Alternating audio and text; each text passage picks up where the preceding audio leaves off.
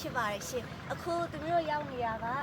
မိတ်ချလာမျိုးရဲ့အထင်ကြီးကနေရဖြစ်တယ်ပေါ့နော်မိတ်ချလာကံကိုရောက်နေရပဲဖြစ်ပါတယ်ရှင်ဒီကံကဆိုရင်မျိုးရကံမဟုတ်ခဲနဲ့ဒီဘက်သူတို့ပေါ်ချောင်းနာကံပေါ့နော်အခုကံကိုကြည့်မယ်ဆိုရင်ဟိုကလမ်းမြင်ရမိတ်ချလာဟိုတယ်ပါဟိုကမိလေးလေးကတော့ဝင်စင်းဟိုတယ်ဖြစ်ပါတယ်ရှင်ဒီမိတ်ချလာကိုလာရဲဆိုရင်တော့ဒီမိတ်ချလာဟိုတယ်ကြီးကိုတဲကြတယ်လည်းများပါတယ်ရှင်ပြီးရင်ဒီဝင်စင်းဟိုကနေရတဲ့မီးလေးနဲ့ဝင်စင်းဟိုတယ်ကိုလည်းတဲရများပါတယ်ရှင်နိုင်ငံခြားသားအချို့လည်းလာကြပါတယ်ရှင်ကျမတို့မိတ်ချလာသူတွေကဆိုရင်မိတ်ချလာသူမိတ်ချလာသားတွေကဒီညနေပိုင်းတို့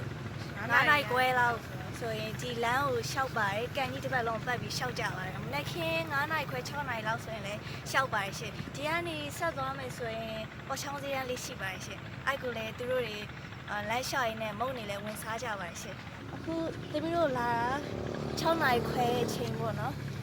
အားလုံးတိတ်ဆိတ်နေကြသလိုလမ်းလျှောက်သူတွေအချို့လည်းရှိပါတယ်ရှင်ဒါလေးကိုကြည့်ကြည့်ပါဦးရှင်